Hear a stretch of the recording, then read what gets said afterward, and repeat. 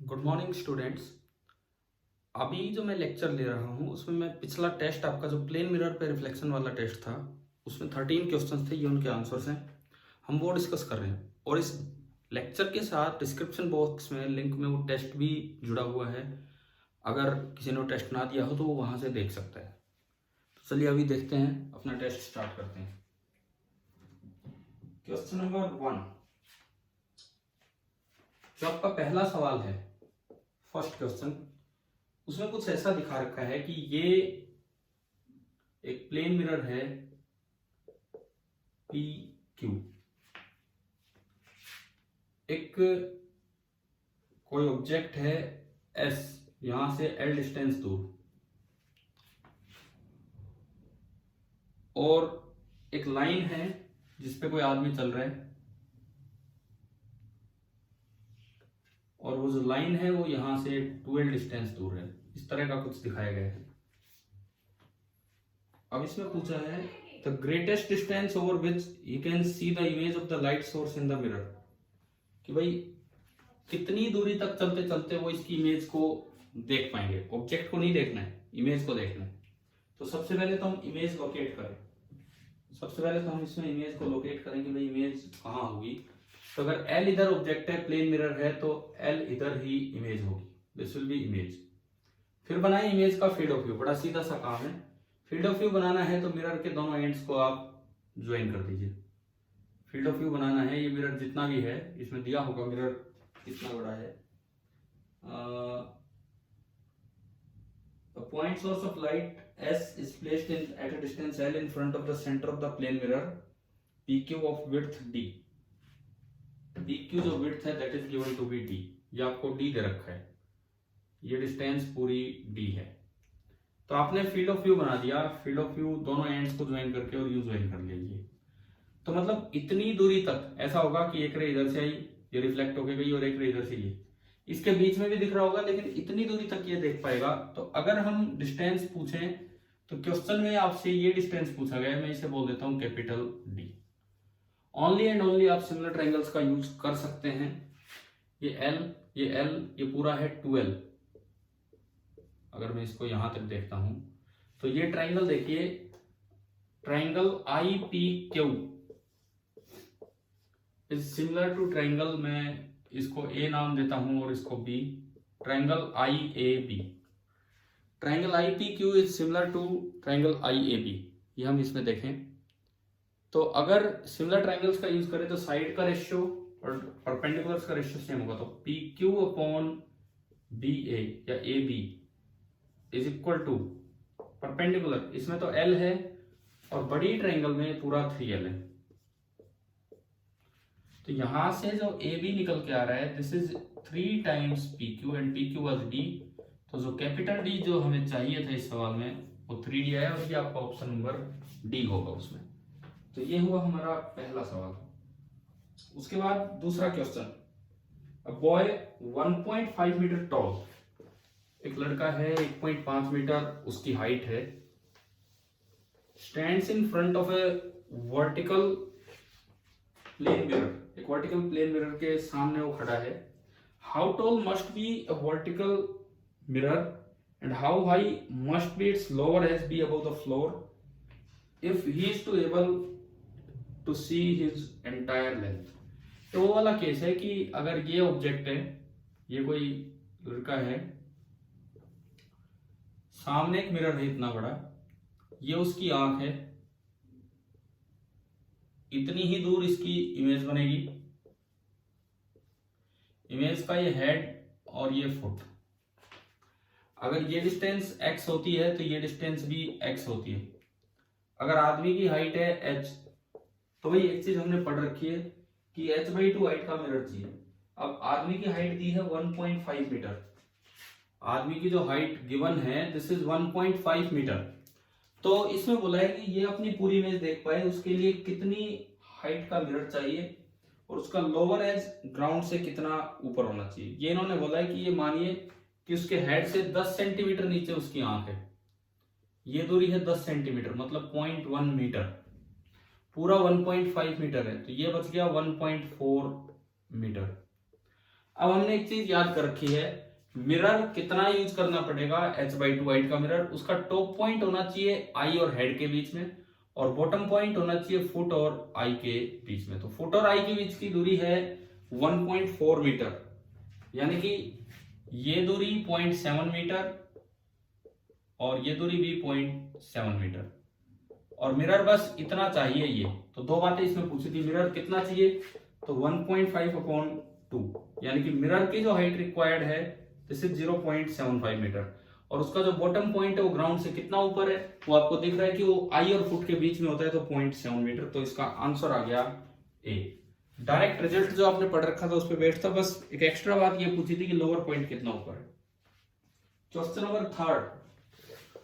Number third देखिए कि plane mirror दो हैं 90 डिग्री पे, अगर कट नहीं कर रखे होते तो हम जानते हैं कि 3 इमेज बनती, अगर कट नहीं कर रखे होते तो हम जानते हैं कि टोटल नंबर ऑफ इमेज 3 बननी है, एक इधर और एक कॉन्साइड कर जाएगी।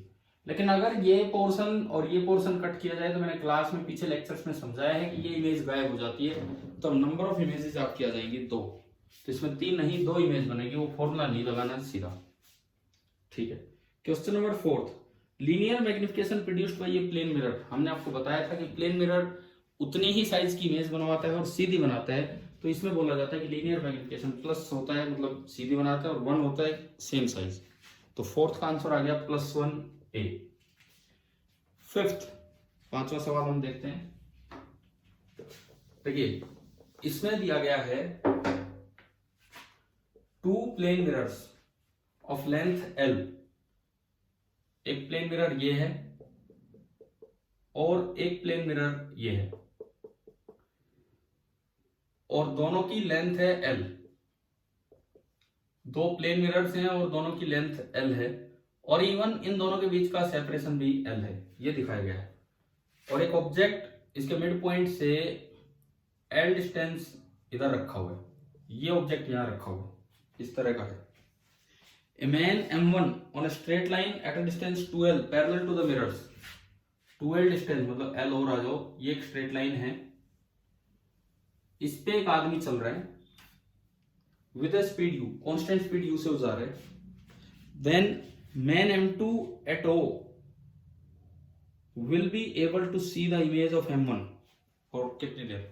देखो ये M2 है जो O पे बैठा है, और ये M1 है जो यहां चल रहा है। इसमें ये नहीं बोला कि M1 M2 की इमेज देख रहा है, बोला M2 M1 की इमेज देख रहा है। तो M2 M1 की इमेज कितनी देर देख पाएगा। तो एक बड़ा अच्छा प्रिंसिपल होता है जिसे बोलते हैं प्रिंसिपल ऑफ रिवर्सिबिलिटी।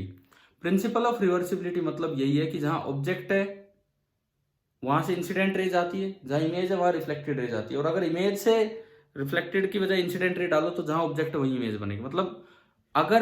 मतलब क्या है कि अगर M2 को M1 की इमेज देखनी है उसे तभी दिखेगी जब M1 को M2 की इमेज देख रही होगी, और कोई चारा ही नहीं। तो इस सवाल में बोला है कि M2 M1 की इमेज कितनी देर देख पाएगा। तो आप निकालो कि ये जो रोड पे चल रहा है आदमी, ये M2 की इमेज कितनी देर देख पाएगा। बात एक ही है, कैसे निकाले। अब ये देखो, पहले M2 की इमेज बना दो, प्रिंसिपल ऑफ रिवर्सिबिलिटी का हम यूज कर रहे हैं। सबसे पहले आपने M2 की इमेज बना दी I2, फिर इसका फील्ड ऑफ व्यू बना दो। ये जो M2 की इमेज बनी है इसका अब आप बना दीजिए फील्ड ऑफ व्यू। तो यूं इस तरीके से, एक तो ये डिस्टेंस, एक तो मुझे ये डिस्टेंस चाहिए, बिल्कुल सिमेट्री से इतनी डिस्टेंस इधर होगी क्योंकि ये बिल्कुल सिमेट्रिकली रखे हैं ये डिस्टेंस। तो मुझे ये डिस्टेंस चाहिए और ये डिस्टेंस चाहिए। फिर ये यू स्पीड से चल रहा है तो टाइम अपने आप आ जाएगा कि भाई कितनी देर तक वो इसको देख पाया है। डिस्टेंसेस कैसे निकाले हम, अगर ये L है तो ये कैसे कितना होगा। देखिए सीधा सा तरीका है, ये L, दिस इज L/2, ये L है और ये है L/2। अब अगर हम पूरी लेंथ देखें तो दिस इज 3L/2, ये पूरी लेंथ 3L/2 है, और ये लेंथ है L, ये लेंथ है L, और ये हमें दिया गया था 2L डिस्टेंस दूर है। ये पूरी लेंथ है 3L और ये 3L/2, ये 3L ये 3L/2, ये L ये 3L। तो सिमिलर ट्राइंगल बड़ी ट्राइंगल में लगाओ, बड़ी ट्राइंगल में ये L ये 3L तो 1/3 होगी। तो सिमिलरली ये जो लेंथ होगी ये दरअसल इसका 1/3 है। तो अगर ये 3l/2, तो ये जो पूरी लेंथ होगी दिस विल बी 9l/2। ये जो पूरी लेंथ होगी दिस इज 9l/2, इस तरह से। सिमिलर इधर आओ, इस ट्राइंगल में ये l/2, ये l/2 है और ये l है और ये पूरा 3l है।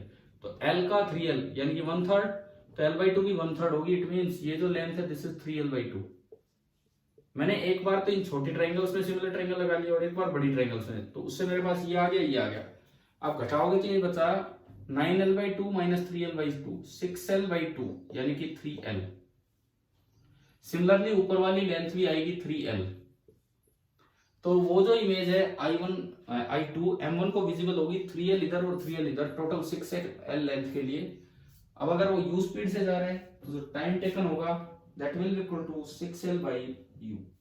तो आपका ऑप्शन आ गया C, 6l/u। एक अच्छा सवाल ये है, 2 बार सिमिलर ट्रायंगल से हमने ये लेंथ निकाली, ये निकाली, प्लस दूसरी बात सवाल में कुछ और ही बोला है। सवाल में बोला है कि M1 की इमेज को M2 देख रहा है और वो तो एक वेरिएबल सी इमेज हो जाएगी चलते चलते। उस तरह करोगे तो करना मुश्किल है। पहले M2 की इमेज देख लो और प्रिंसिपल ऑफ रिवर्सिबिलिटी लगा दो। ठीक, अच्छा सवाल था ये, question number 5।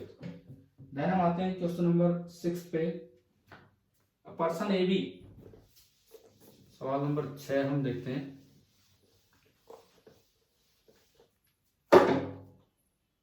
The person AB of height 170 centimeter is standing in front of a plane mirror. His eyes are at a height of 164 centimeter from ground. देखो ये एक आदमी है, ये इसके पांव है, ये इसका सर है और ये इसकी आंख है। अब इसमें बोला है कि 170 सेंटीमीटर का टोटल ये इंसान है, तो ये तो 170 सेंटीमीटर होगी लंबाई,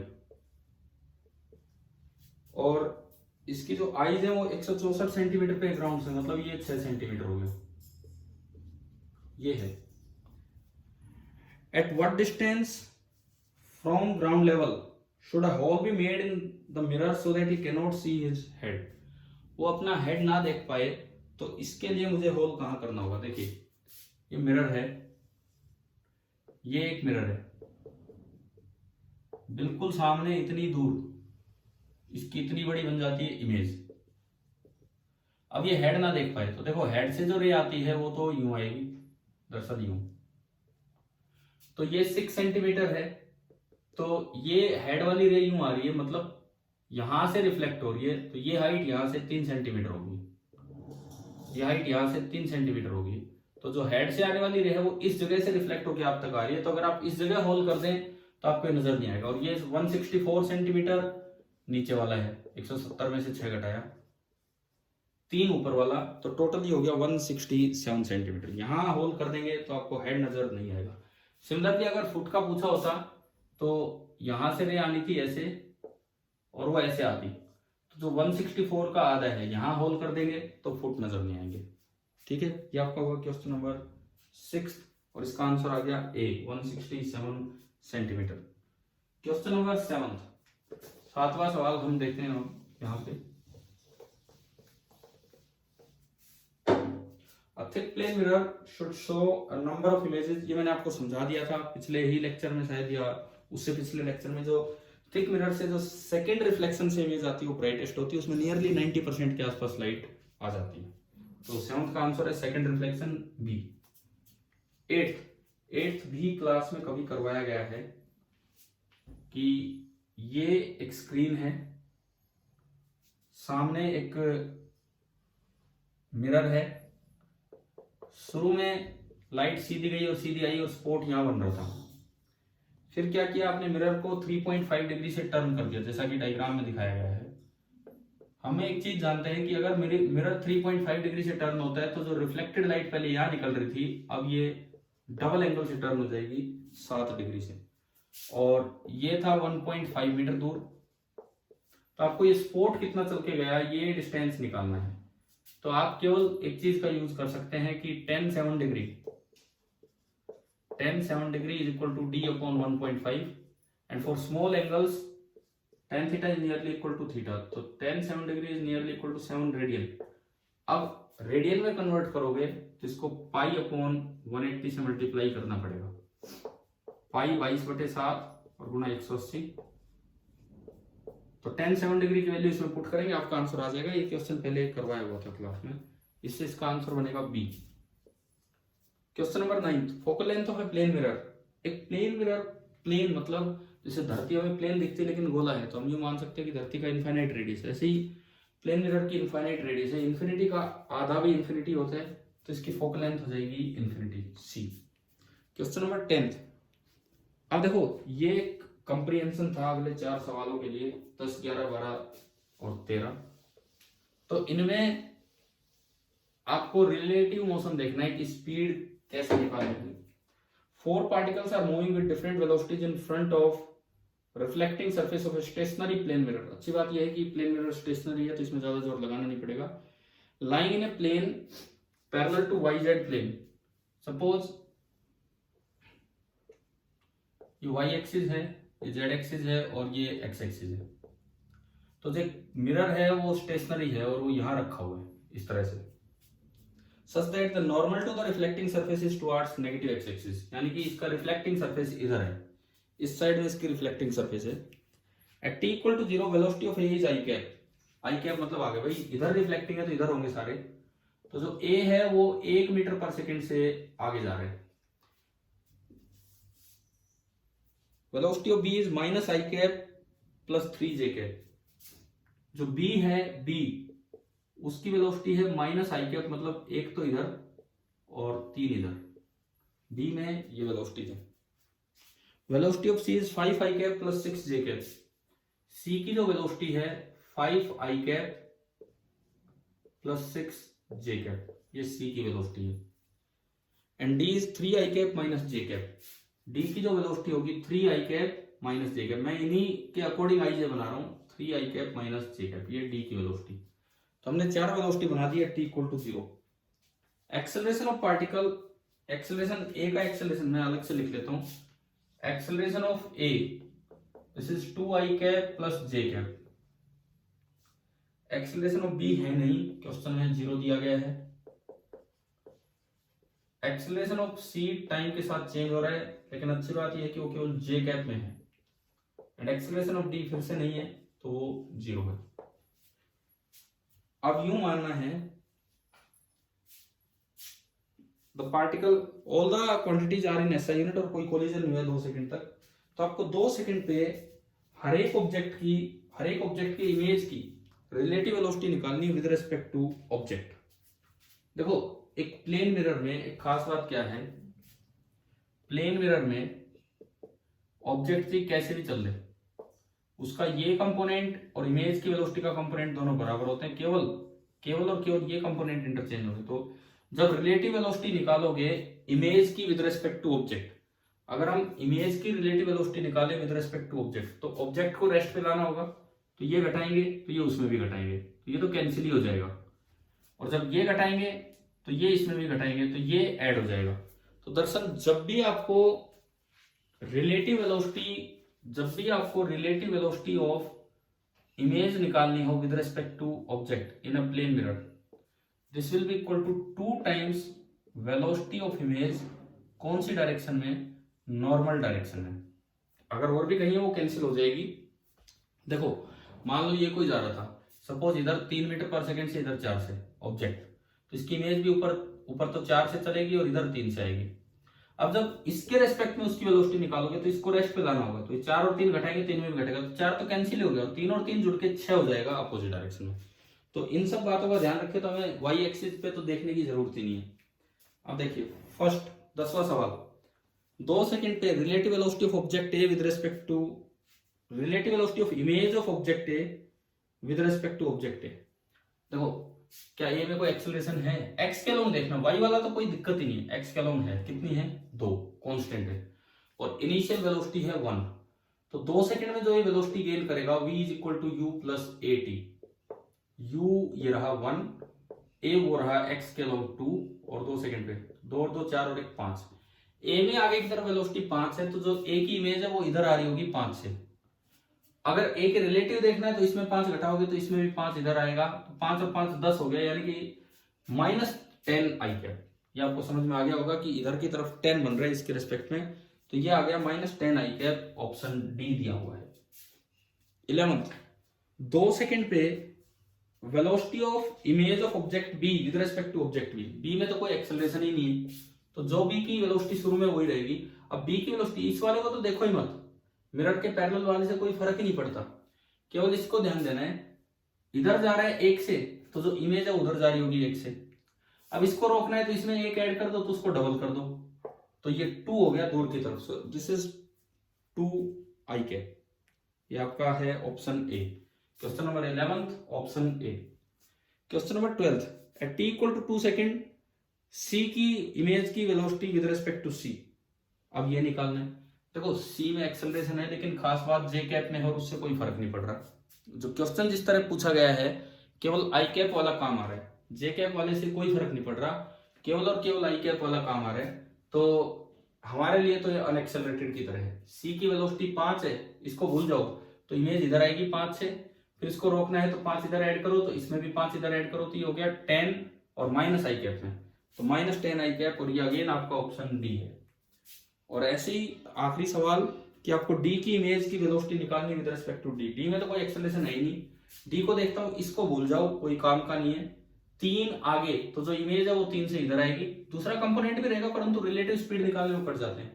3 से इधर आई, इसको खत्म करेंगे तो इसमें भी 3 दोबारा ऐड होगा, 3 और 3 6, तो यानी कि ये अपोजिट डायरेक्शन में, मतलब -6 आई कैप हो गया, और ये आपका ऑप्शन नंबर डी।